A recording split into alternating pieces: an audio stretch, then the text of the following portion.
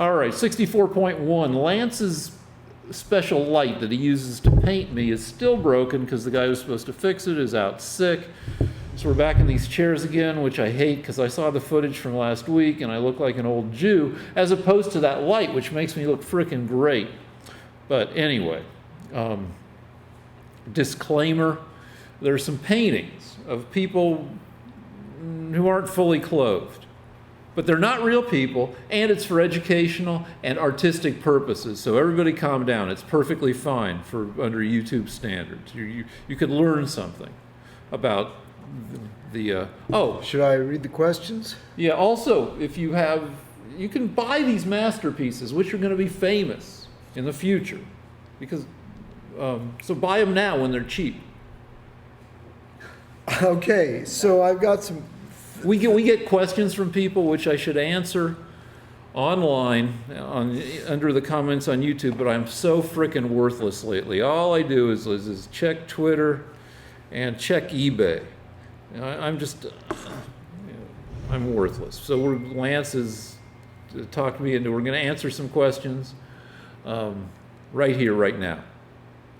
So the easy ones first. The painting that I'm doing of Rick is not the second painting. It's the same one where we're just taking, as long as we're going very slowly because we get in big arguments and we only end up working a half an hour a week. That's my excuse. Normally it would be done by now. And we've been going, what, 19 nicer. Months? Yeah, I don't know, over a year. Second question. We want to give a shout out to two of our most, the people that comment the most on our videos. One is Adam Lohr, who answered a ridiculously hard question that Rick says has almost never been solved. And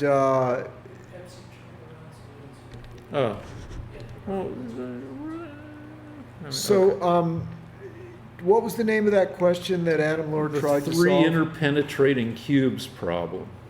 Okay, so Adam, we don't know where that is because there's like 100 videos now. So if you want to post that again, Rick will respond to saying what he thinks of your answer. If you're lucky, I am so frickin' lazy. But go ahead.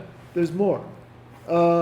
Winston Smith. Now, Winston Smith has been commenting a lot on our videos.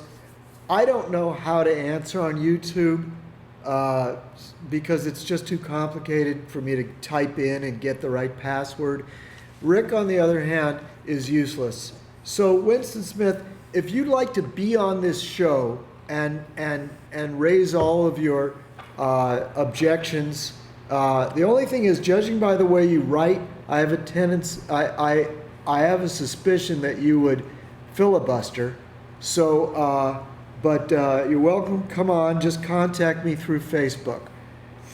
Now, we have two legitimate sort of questions that people wanted to ask our opinions about. And the first, before we answer them, I'd just like to say that I don't think either Rick or I should be giving you answers to any questions. What he's saying is we're unqualified. However, there are dozens and hundreds of pundits who are almost equally unqualified, who have no hesitation in sharing their opinion. There you go. Yeah, we're the best of a bad lot. But there are a lot of people better than us that could respond to questions. But judging by what the funny thing is, I'll tell you what one of the things Rick and I say after the show, and that is, I know that I'm not even in the same universe as the best people out there are Dennis Prager, Mark Levin, Ben Shapiro, and in terms of entertainment, Adam Carolla. But the truth is, there are some real dumb fucks out there that get hundreds and hundreds of thousands of views that we think we're smarter than. So I guess that's the way to look at it. So that's how we justify our Well, we pitiful don't have to efforts here. justify it because nobody's paying us. That's true. We're not. You know what? I was going to bring that up. At some point, we should get paid for this because we do put a lot of effort in. You're right. Now, let me get to the. Did you have a response before I get to the other? No, get to the questions. Legitimate question is, what do you think about having a guaranteed income? We're talking guaranteed minimum income, which is, I think, what they call it in Finland. And the deal is that people worry that in the future, when automation, AI, robots, etc., take over more and more jobs formerly done by humans, that there's going to be a crisis in human employment. There just won't be enough jobs to go around. But people have been saying this for 80 years. And only recently has it looked like it's really going to start happening. But it may not. But I kind of think it will. And people used to say, yeah, this will be great. With automation, people only have to work 12-hour weeks. But that's not the way it seems to be playing out. It seems to be playing out in terms of economic anxiety. Robots took your job. Instead of having a 12-hour week for a full wage, you've got a 0-hour week for a no wage. So I suspect that unless things turned out more magically than I anticipate, and I think about the future, but it doesn't mean I'm good at thinking about the future, that we will have a bunch of people who are unemployed or underemployed, but it will become possible through, all right, I mentioned this book last week, Walk Away by Cory Doctorow, which is, takes place, roughly, I'm guessing, 40 to 60 years from now, when automation, AI, and all sorts of other stuff has created a crisis in the world, which is almost completely owned by mega rich people at this point in his book. Yet the technology lets you make shit for almost nothing. All the necessities, food, clothing, shelter, and this leads to a crisis situation where there are a gazillion people who are working, on the verge of impoverishment, working crap jobs when they can get jobs, in a world where they shouldn't have to work at all because you can make shit for almost free using advanced technology. So I don't buy the entire setup in Walk Away, which is set up to be kind of didactic and also dramatic to make a good story. But I kind of agree that stuff's going to get cheaper and that a lot of people are likely to be unemployed or underemployed. So I suspect that we might have some kind of two-tiered or many-tiered system, but just to make it easy, two-tiered, where you've got, at a base level, you've got something like a welfare state. That, it'll be so cheap to take care of people that nobody has to fall through the cracks.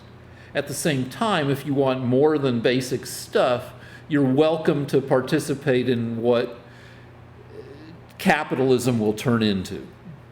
That you've got a safety net, but you can get out there and you can compete to make stuff and to find employment and make a bunch of money. And so I think we will have some kind of, we have a safety net now.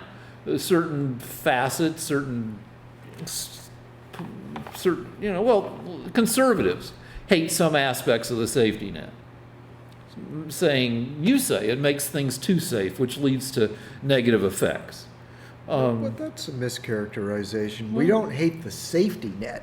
What we hate is superfluous living on welfare entirely with no ambition to get out of it.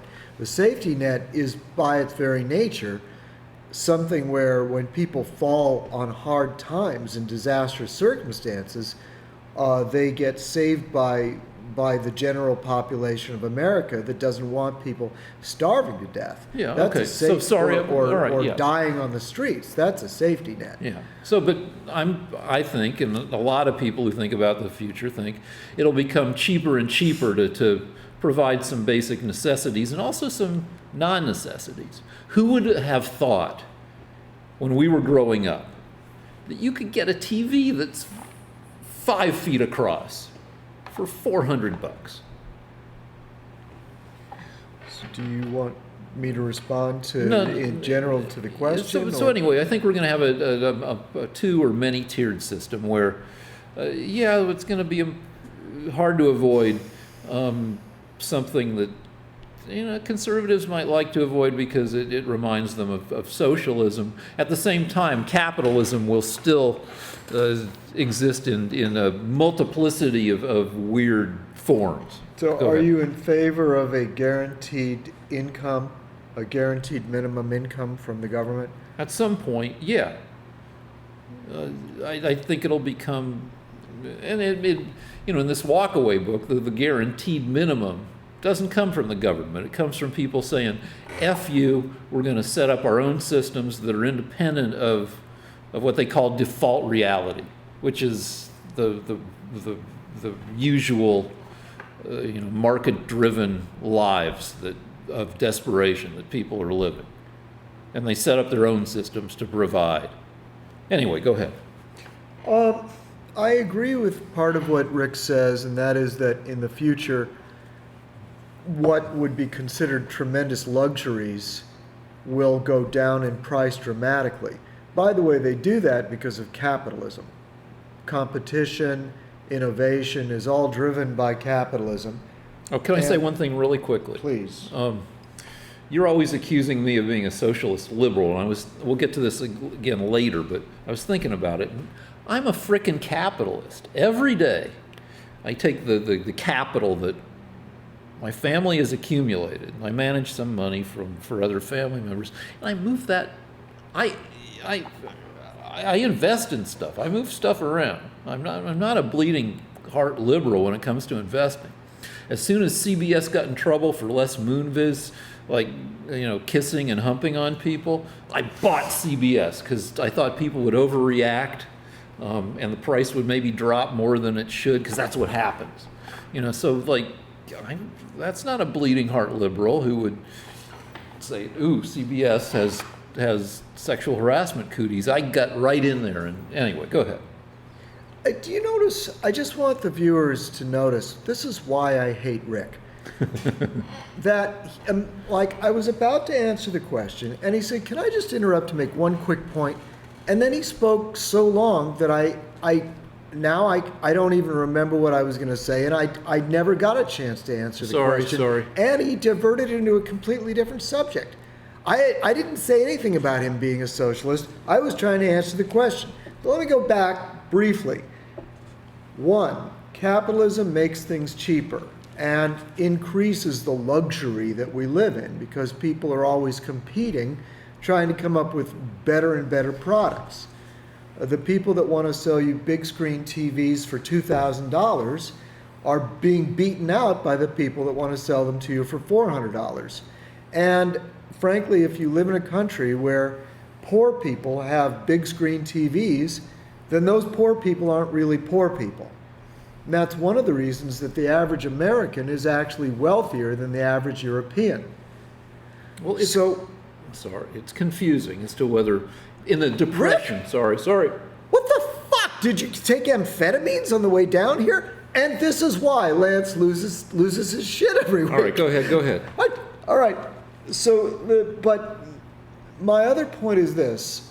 I think we already have a guaranteed minimum income in a sense because we have something called, in most states, we have free medical for the very, very poor. Now, it's very complicated. It's a different system in every state. But I know that if you have a life-threatening illness in California and you make under a certain amount of income, you can go in and get it taken care of. They will give you $200,000 worth of cancer therapy if you're extremely poor in California. I know because I've seen it. And that's already there. That was before Obamacare. It's called Medi-Cal. They also have food stamps. So if you're very poor, you can still afford food in California. No one should starve in California if they are intelligent enough to figure out which agency to go to. And sometimes the agencies find you. So we have a sort of right now, there are other things that you can get from the state as well. If you're a single mother, in every state in the union, there's money if you're a single mother to help you raise your kid. So we do have a certain guaranteed income that people can't go below already. Now, as a Republican, what upsets me is when you have 3 generations of people living off welfare. Because what happens is it saps the energy of that community. It actually destroys the community. And there's no, we have found, I think any objective person studying the situation, and there are probably statistics to back me up, but basically, when you go into a community and you get them hooked on welfare, it's like a drug. And I can tell you that in my neighborhood and in neighborhoods around the United States, there are as many as 3 generations sucking at the teat of the U.S. government, and they're not getting out of it. It's perpetual. And so I think there is something to be thought to, there is human nature to be considered. The basic idea of the socialist is they believe human nature is you're basically a good person, and if the government gives you a little help, you'll take the help, you'll improve your situation, and you'll get off welfare as quickly as possible.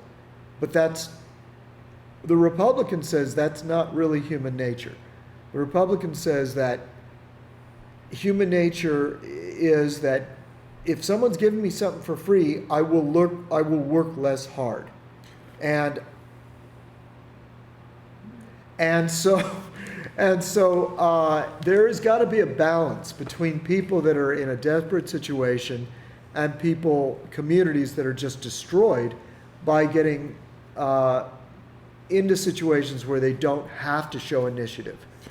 I suspect that I kind of vaguely remember seeing articles with titles like "The Myth of the Welfare Queen."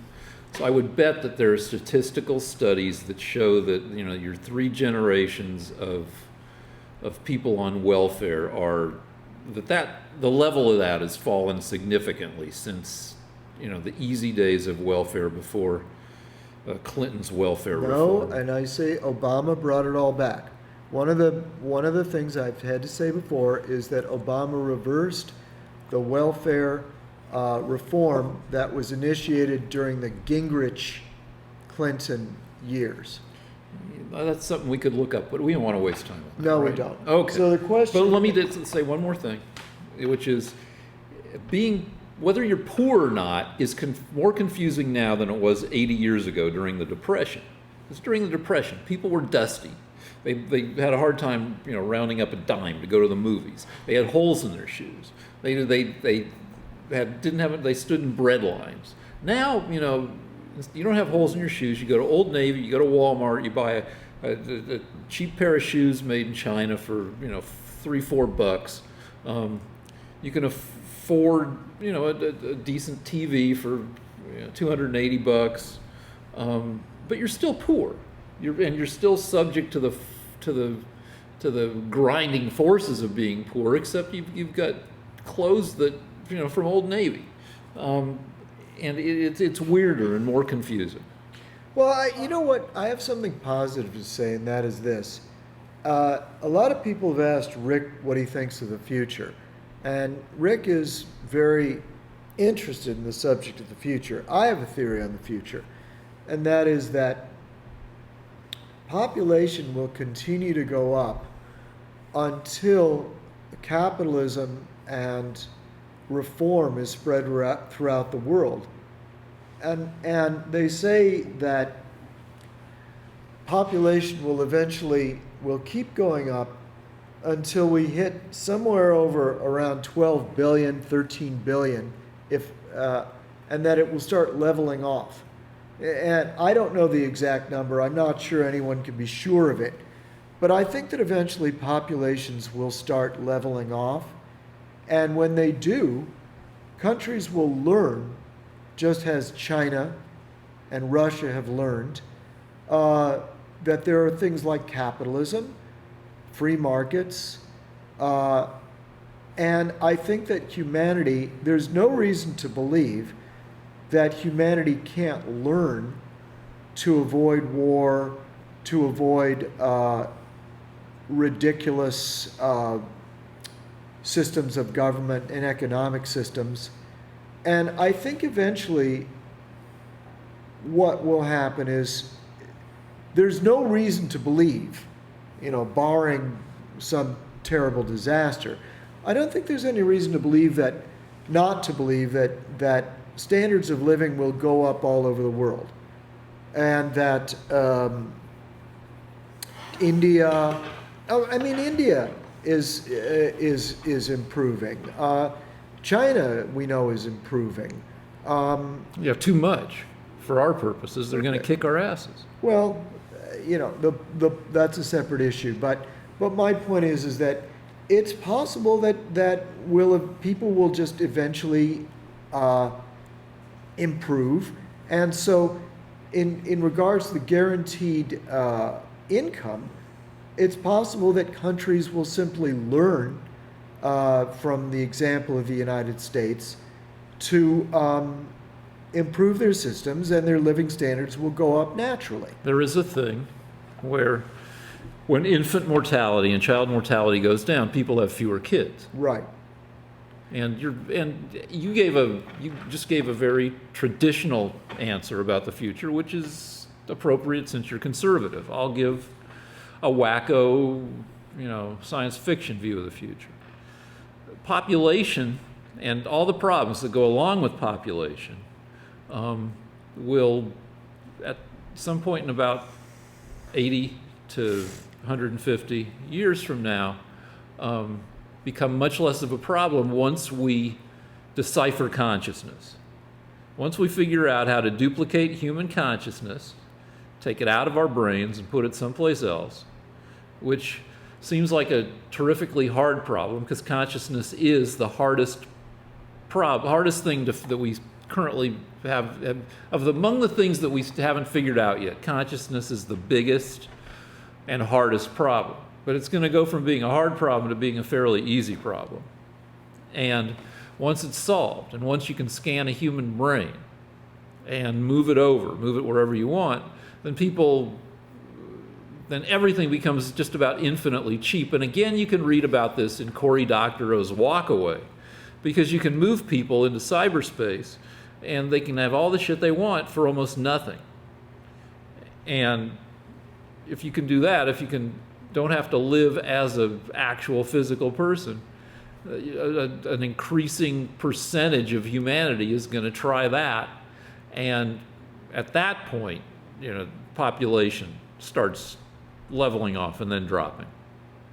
This is funny to me because I thought that when Rick first brought this up, that I didn't understand what he was saying.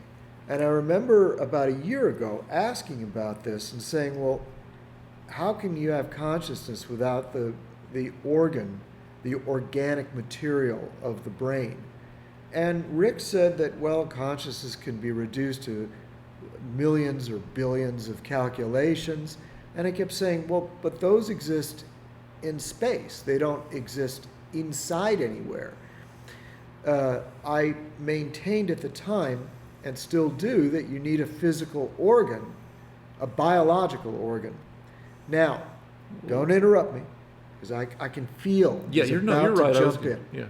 Okay, so I brought in a guy that was an expert I mean, as far as we can, rustle up, a guy that knows a lot about artificial intelligence.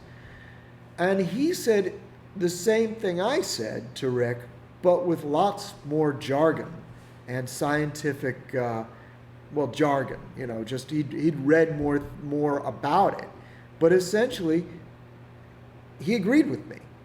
And neither he nor I believe that you can separate consciousness from the organic material that makes up the brain. All right. Go ahead. I'm done. I can make the same argument without being able to synthesize consciousness. You could turn the world into the Matrix world, because you can't argue that simulation isn't going to become better and better over the next century. So say we don't figure out consciousness, but we do figure out how to pipe artificial reality into consciousness, into our heads.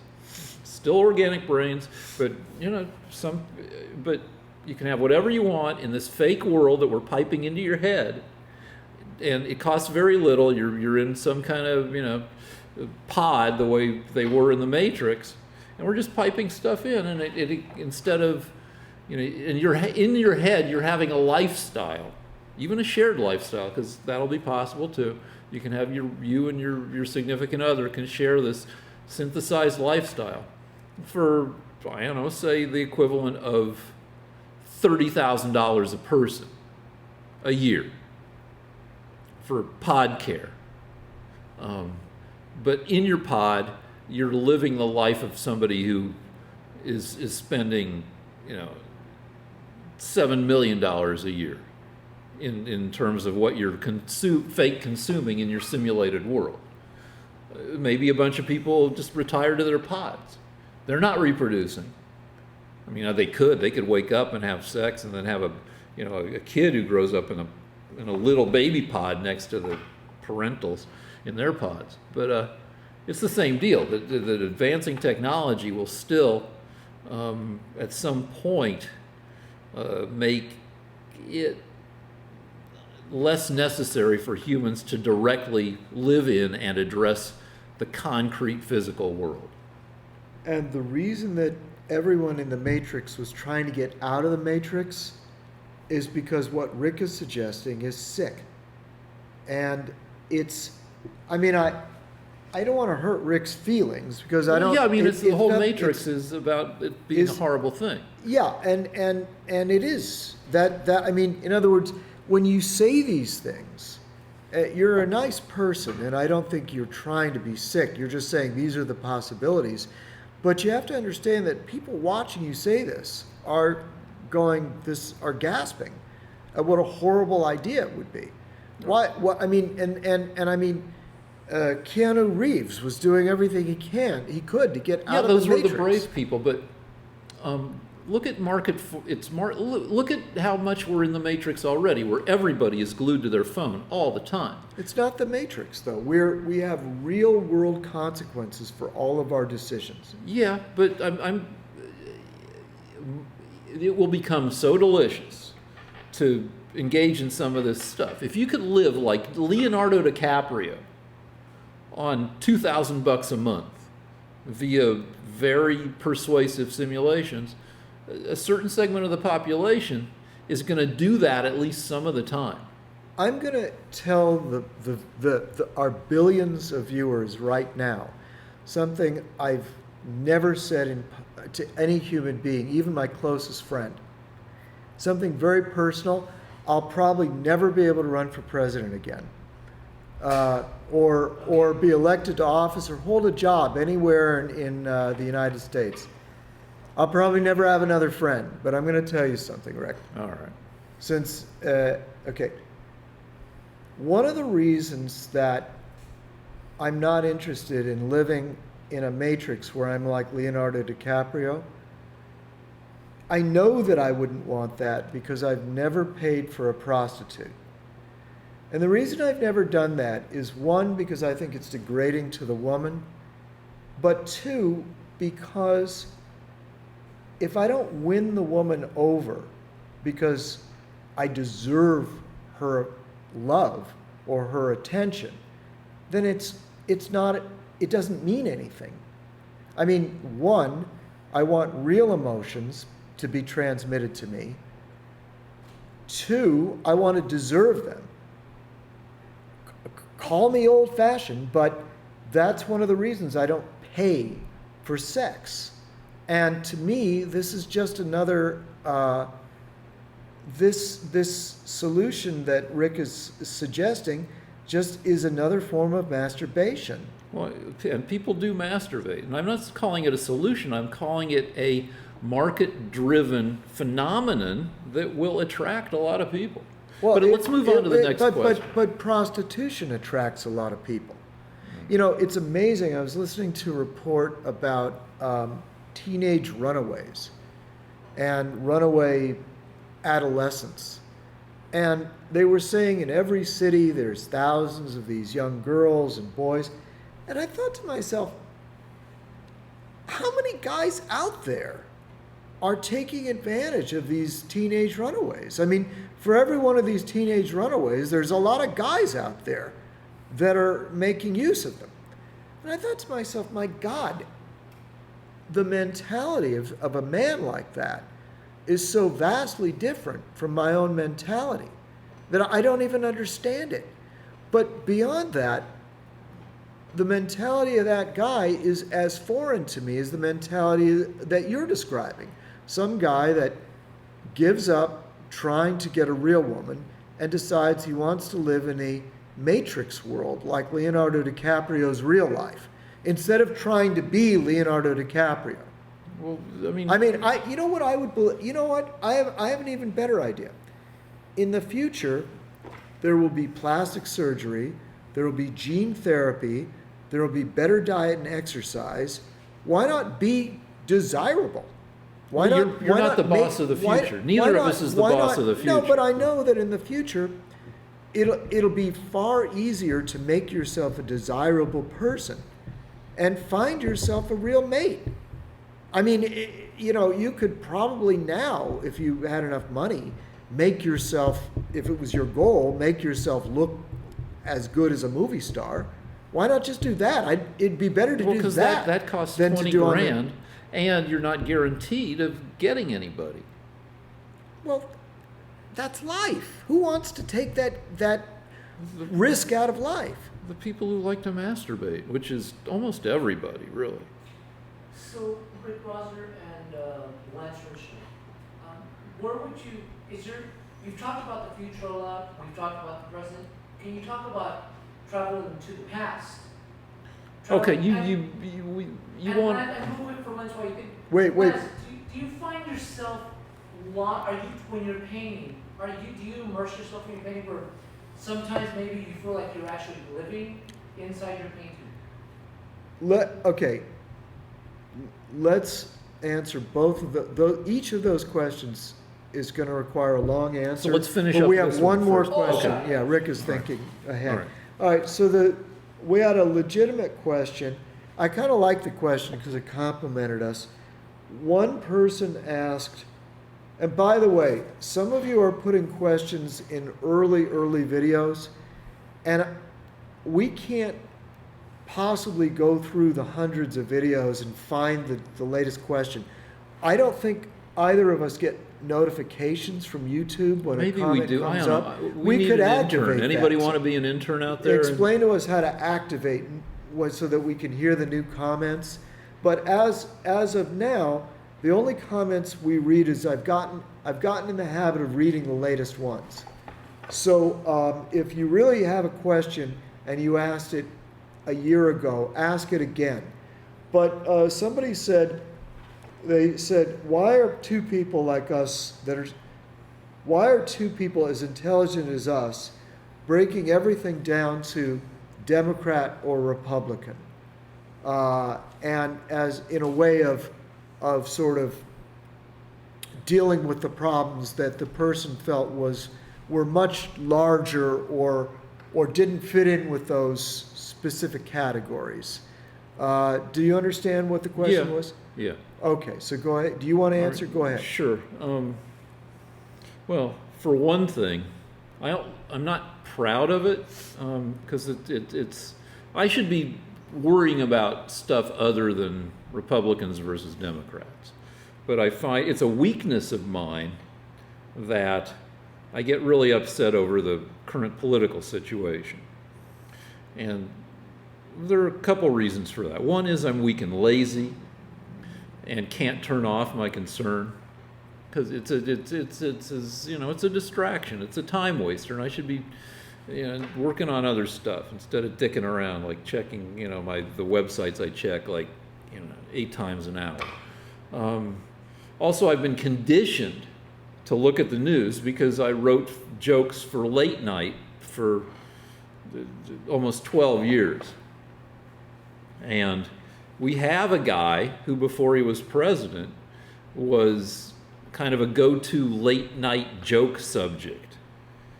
That when you write jokes, it's helpful to write jokes about people everybody knows about, like the Kardashians, Britney Spears during her crazy years, Michael Jackson when he wasn't dead, and before that during the 80s with Johnny Carson and SNL, Elizabeth Taylor, who was famous at the time for putting on weight. And everybody knew it, so it made it easy to write jokes about those people. And it was the same kind of with Trump. Trump was a guy who popped up in the news, being loudmouthed and sometimes amusingly, or at least appallingly enough you could make jokes about it.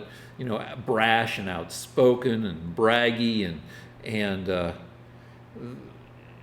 then the guy became president, and it was like a go-to person became it would be like Michael Jackson still being alive and becoming president and continuing to act like Michael Jackson. Like, Trump didn't have to govern from the right. He could have governed from the center and looked for, but he governs from his base, which is pretty far to the right. So imagine, Trump has continued to be Trump as president, perhaps even more than before he was president. And it's as if Michael Jackson became president and kept being Michael Jackson. He's building the world's biggest bouncy castle in the Rose Garden. He's imported 48 different zoo animals into the White House. It's a train wreck. You can't look away. He's not really doing that, though, is he? No, he's dead. Okay.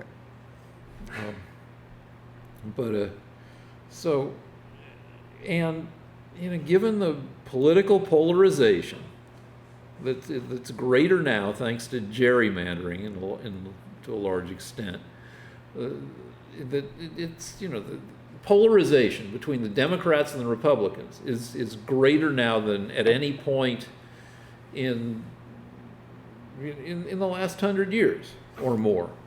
And it makes for easy handles on, grabbing what you like and despising what you don't like.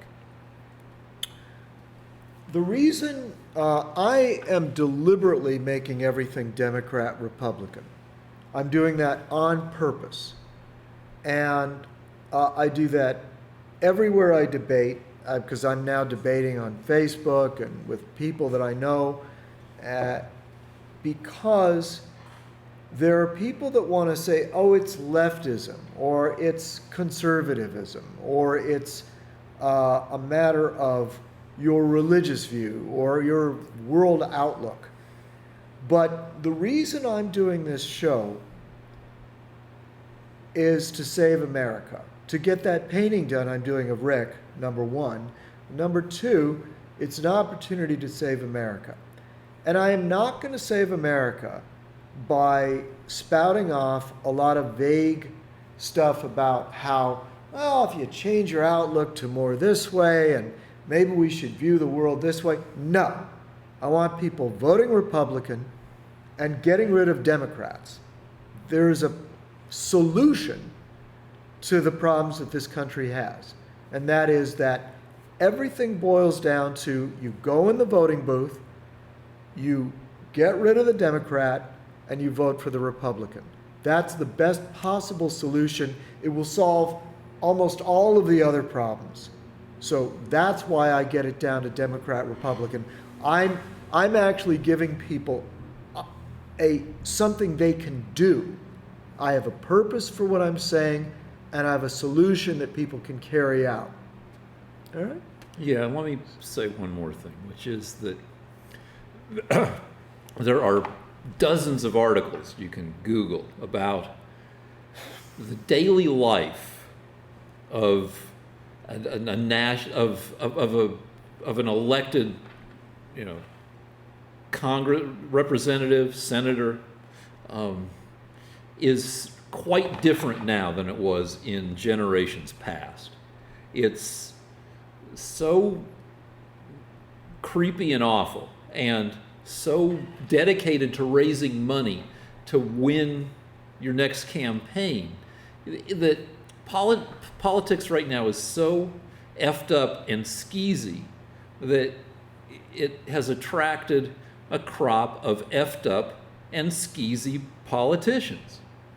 I think our current crop of politicians are, on average, and I don't have deep enough historical knowledge to know for sure, but it seems that they're crappier than at any point, in the past 100 years. And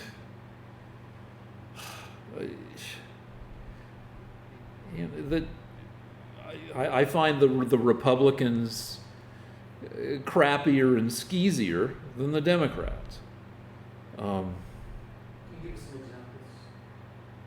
I don't know, like Three people. well, you got Chris Collins, who just got caught insider trading, which is, I don't know, that's not the worst thing in the world. Though they've done studies and they've found that, that national elected officials make money from the stock market at a rate that's 2 or 3 times the rate of average investors, which indicates strongly that nationally elected officials are being scumbags who do insider trading. And not just the ones who get caught, but just about everyone. Who else is skeezy? Well, I mean, I don't want to go to the... I mean, you've got... the president himself.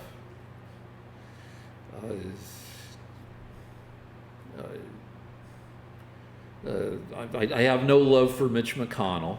Lance will argue that McConnell is only doing back to the Democrats what they Don't say what I'll argue, okay? All right. But anyway, I find McConnell super scummy with some of the stunts he pulls. I find all the... you've got... you have half a dozen Nazis, maybe that's an exaggeration, but at least 3 Nazi-sympathizing Republican candidates running for national office across the country. I find that repellent. Anyway, I could... Okay, my response is that the whole point of Trump is that he's lost... I read an article that said he lost over $100 million by being president. So he is the only president we've ever had that can't be bought. And I was a Cruz supporter until he got the nomination, until Trump got the nomination, because I wasn't impressed with a lot of people that just said, well, he's really rich, you can't buy him. I thought that was an unsophisticated argument. And now I realize, no, actually it's true. You can't buy Trump. He's got more money than whoever wants to buy him. So, and... How much money do you think he has? Well, there are estimates, it's not important, but he definitely has over $1 billion. He at one point claimed he had $9 billion, and then the Democrats said, no, he really doesn't, he has far less than that. But he has enough money that he can't be bribed. And I think his behavior and his actions have borne that out. He's consistently simply done what's best for the country. He's not getting any kickbacks from anybody.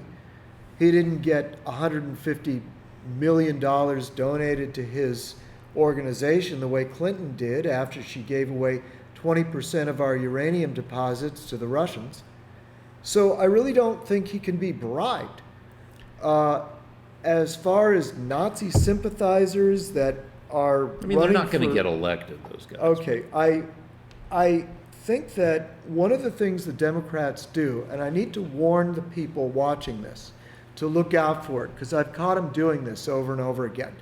The Democrats control CNN, ABC, NBC, the New York Times, the Washington Post. They control the media except for talk radio. And so what the media does is they go out and they find some backwoods guy out there that may have no chance of getting the Republican nomination, and he's a Nazi. And they say, see, he's running for the Republican Party nomination, and he's a Nazi. And they say, see, all Republicans are Nazis. And then Rick believes that. No, I just said three people. And then, three and then people the out next, of what? the Thousands ne- of the people next, running. The next thing that the media does is guilt by association. Like during the election, they went out and they asked David Duke, who has about 3,000 Klansmen in the whole of the United States. They say there are fewer than 8,000 of the 330 million Americans. There are fewer than 8,000 Klansmen. But they would ask him questions like, who would you rather vote for, Clinton or Trump? And he'd say, well, I think Trump wants to control immigration. So they'd say, Duke is supporting Trump. Therefore, Trump's a Nazi.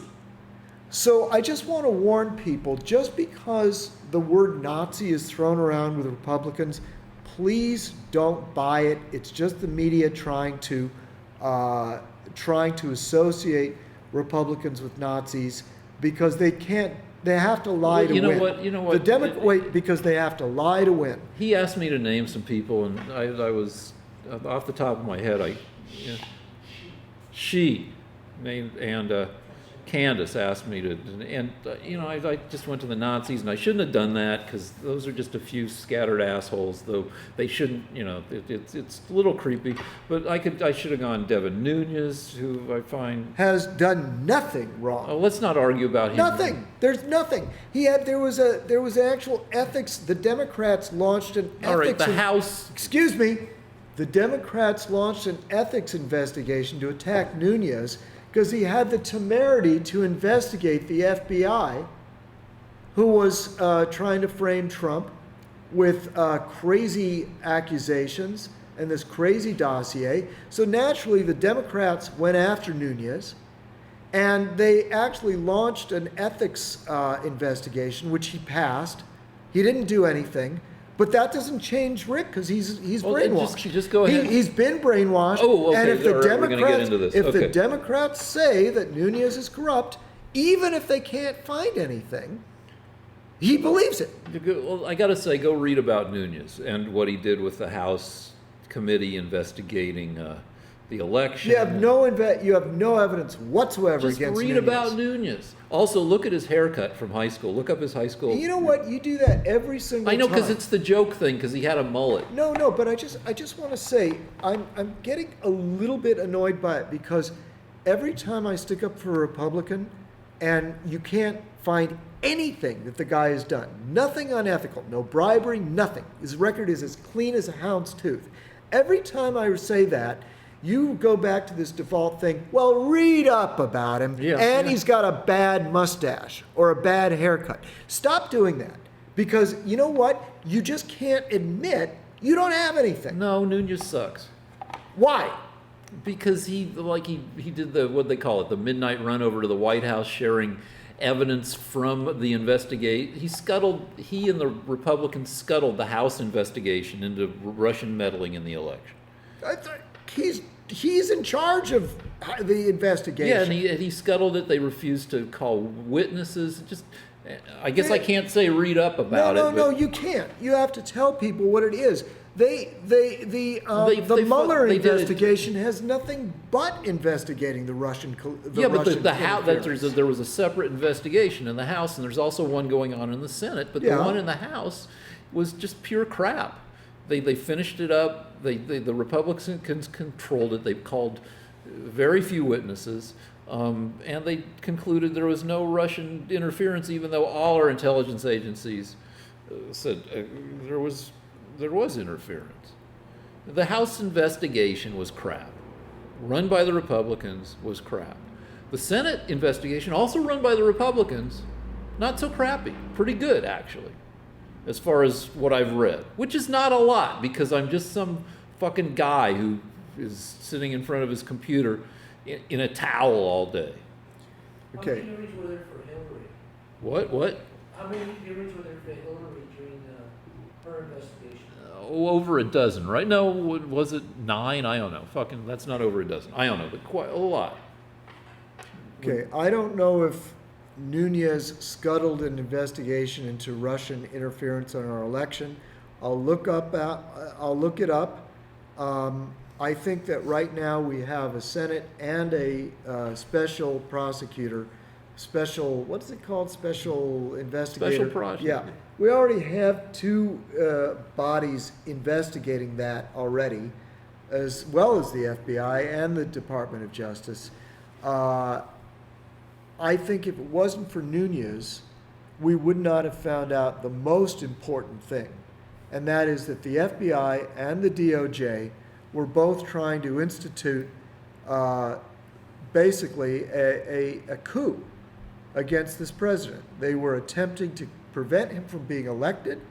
They are now trying to get him impeached, and it was Devin Nunes that got all the material released showing that the FBI was actually making up things to accuse Trump of Russian collusion that never happened. You know, the FBI, as a matter of fact, it's because of Devin Nunes that we found out that this dossier was full of lies, and the sole reason for the FISA warrants. Not the sole reason. Come on, that has already. It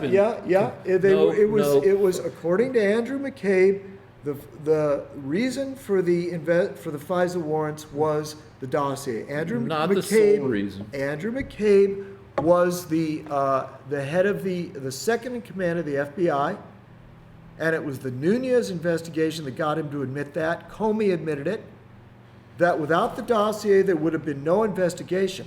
But furthermore, it was Nunez, along with Judicial Watch, that found out that the FBI had actually sent 3 agents to a Russian oligarch's apartment to try to coerce him into saying that Trump was colluding with Russia. This is on record now because of Nunez. The Democrats had no interest in that. Now, don't you think it's rather disturbing that the FBI actually sent agents to a Russian oligarch and said, this is what happened, okay? This came out in May. This was before the dossier had been revealed. Before the dossier had been revealed.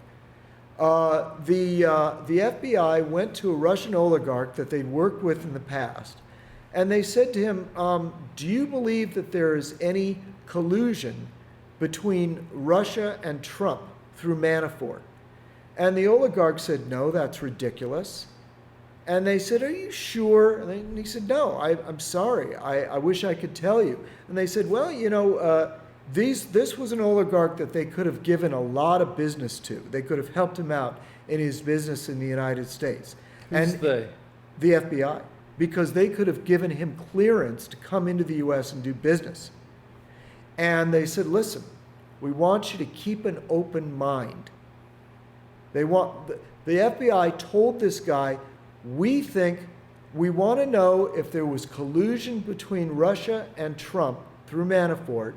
We want you to think about it.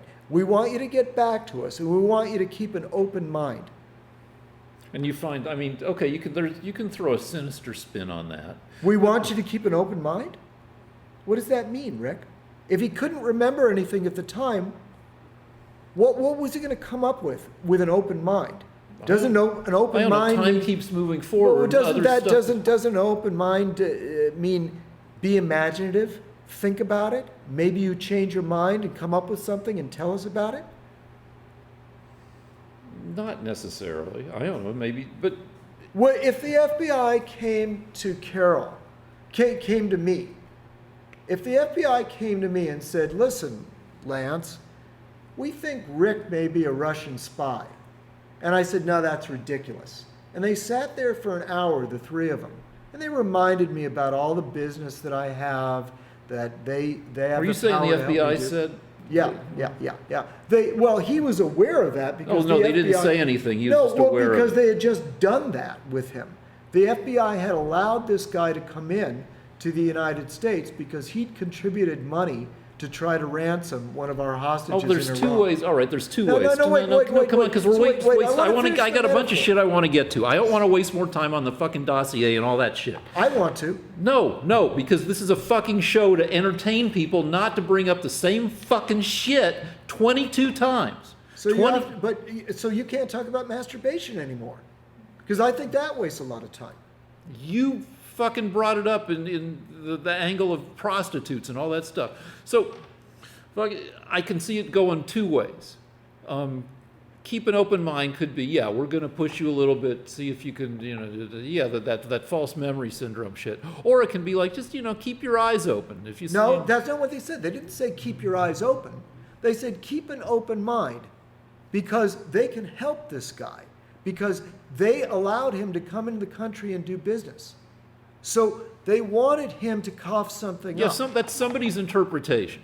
No, it's not. Strzok and Page and McCabe and Comey are already on record having exchanged emails before they were fired, saying how much they hate Trump and how they've got to. Yeah, but they also hate other stop him. people. They hate No, Chelsea Clinton. No, they hate. No. They especially wanted to work to keep him out of office. Yeah, but the FBI actually got him into office. No, they didn't. Anyway, If the all right. FBI wanted to help Trump, they would have prosecuted Hillary for obstruction of justice. All right. So you have accused me of being brainwashed dozens of times. All right. I'm not sure I've ever accused you of being brainwashed, but I mean, it can go both ways. And last week, Trump did a tweet. We were talking about this, he blamed the large number of fires in California on liberals. There were 18 wildfires going in California, though the entire West is on fire. There's more than 100. There are more than 100 wildfires going. It's not just California.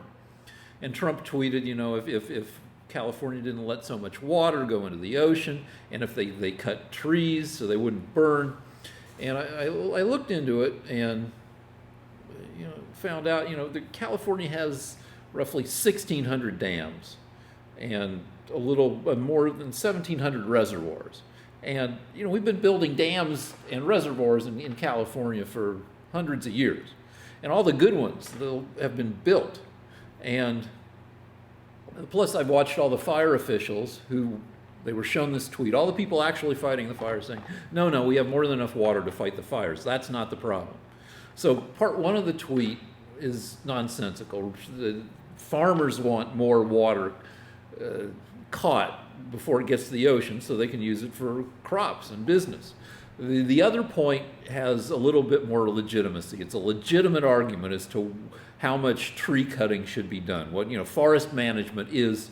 And I brought the LA Times, which has like 3 articles that discuss what's nonsense and what's not nonsense in that tweet. But I was thinking about, I realized I'd already done my research on water is an issue and put my money where my mouth is by investing tens of thousands of dollars in water, because I manage my family's assets and some other people's assets, and for years I've been investing in water because water is a thing that's in short supply. It's going to be one of the most critical resources in the future, because there's just not enough. You can't catch enough water to make the shortage go away, particularly in the future. Also, you build reservoirs and there's evaporation and all this stuff. I read up on it, and it's not as simple as just building more frickin' dams and reservoirs. And then that led me to think about all the ways in which I'm not brainwashed. For 25 years, I bounced bars, and my specialty is not throwing people out. I'm not a huge guy. And I never learned how to do a proper sleeper hold. But my specialty and my love was catching fake IDs. I carded about 750,000 people, and I caught about 12,000 people underage, either already in the bar, having snuck in some other way, or trying to get past me. I was the biggest prick and the best fake ID catcher ever. And because I loved catching people lying to me. Loved it. Got fired from jobs bouncing bars because I was too tough on people. I love seeing through bullshit. I love not being brainwashed. A couple times I went to Scientology and I let myself be recruited so I could not be recruited, so I could resist their bullshit. And I love trying to be as realistic as possible. I fucking graduated with 8 majors. I've read almost 9,000 books. I like knowing shit and not falling for shit. And I'm a freaking capitalist, as I explained earlier. I'm politically liberal, but I'm a brutal capitalist when it comes to, where to try to put my money. As soon as a company gets caught fucking up, I will see if I want to buy that company because the market generally freaks out more than usually the stock goes toosh and then it bounces back. And if I can buy it on the toosh, then awesome. That's not a bleeding heart liberal. That's a fairly realistic capitalist. I like knowing stuff, and I like not being fooled. And you're going to say, yeah, you may like it, but you're still being fooled. But anyway, that's my speech on not being so brainwashed so easily. That when I don't know everything in the world about all this stuff, and you generally know more than I do, but I feel like I'm fairly cognizant of when I'm being bullshitted or not. And I know, and I've said this a million times, you hate CNN because CNN has a number of problems with, what they present and how they present it. And I'm aware of that, and I like being aware of it, and CNN annoys me, and there are other, I'm annoyed by a lot of news outlets. And I'm not just like quiescently and frickin' absorbing this stuff and going, yeah, like I'm frickin' in the Matrix absorbing the simulated world. Okay, sorry. Well, there you have it, ladies and gentlemen. Perfect example of a man that's been brainwashed. A rambling, incoherent, confessional statement that was a perfect example of a man trying to explain why he's not brainwashed. Also, my IQ is fucking 60 points higher than yours. They say that it's actually more difficult to deprogram an intelligent brainwashed person than someone that was stupid. Because the stupid person doesn't really internalize the brainwashing. The intelligent person has made it part of his being. Okay, we'll go back to number 1.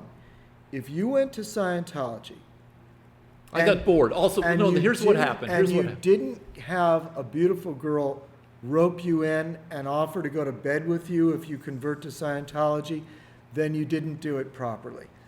Because that's how you challenge Scientology. Well, all right, so I got recruited by the Moonies, all right? I grew up in Boulder where you had your frickin' selection of a smorgasbord of hack religions and belief systems. I got recruited. I got that way by 2 cute girls who normally wouldn't talk to me in Saxel's books in 1980.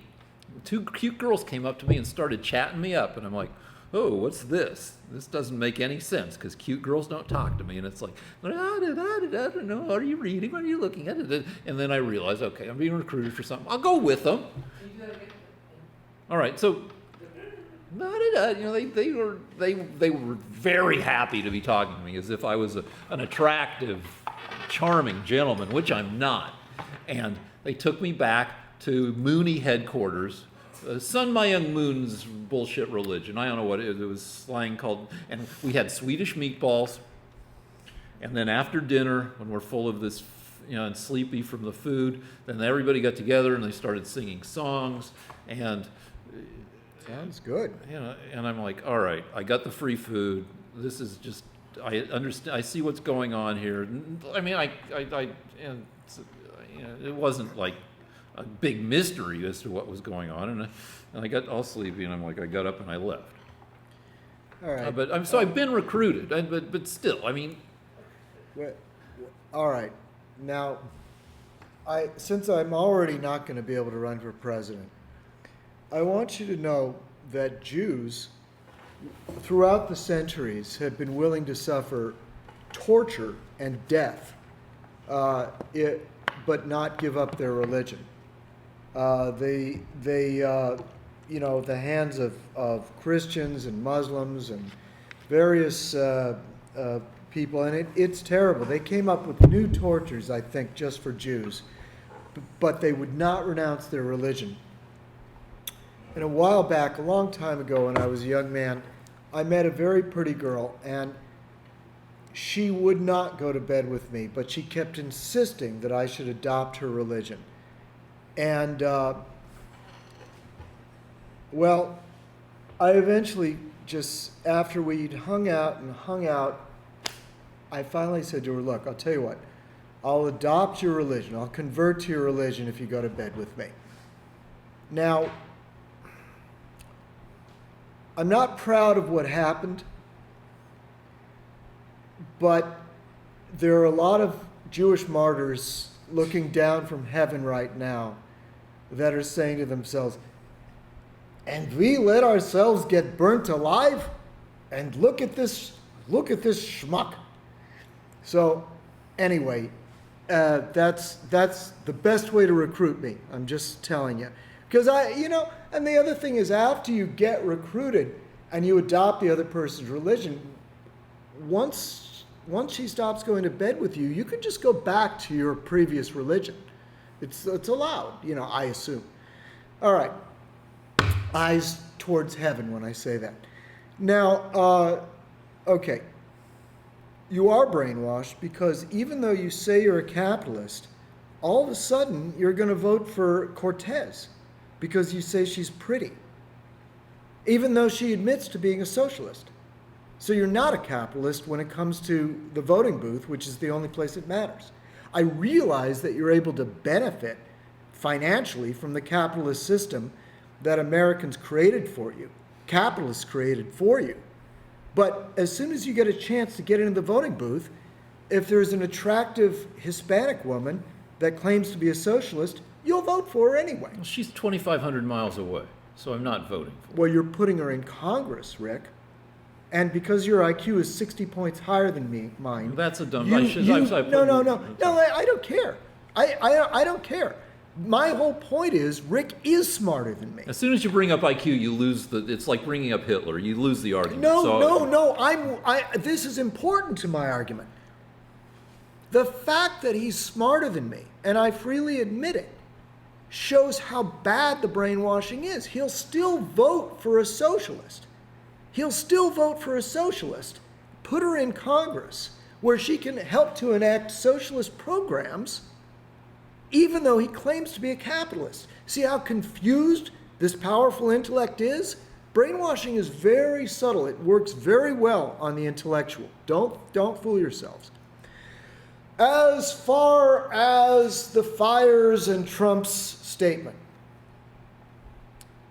one, the reason we have a drought in California is because we only developed enough dams and reservoirs for a population of 20 million people. There were planned to be double the amount of reservoirs and dams. In fact, they were about to build a reservoir in the 70s so large that it would have been able to provide water to San Francisco for 20 years. The biggest reservoirs that we were going to build were never built. Now let me explain briefly how this works, because Rick talked for a long time. California is the perfect state as far as water goes, because it has massive reserves of water in Northern California, above San Francisco, in the north of the state. But the mass of people live in the south of the state where there's no water, very little water. Now, the people in the north don't like having as much water as they have because it causes floods, and it's not necessary. They lose towns every once in a while. They used to, because they had so much water. So our forefathers 80 years ago realized that they could build dams in Northern California and reservoirs and route the water down to the Central Valley farmers and to the cities on the west coast, San Francisco, San Diego, Los Angeles. But what's happened is the environmentalists, the Democrats, brought in crazy environmentalist policies in the 70s and 80s and stopped the building of the reservoirs that we were going to build, the major ones, in Northern California. Those were going to continue to bring the water down as the population increased. They stopped that building, and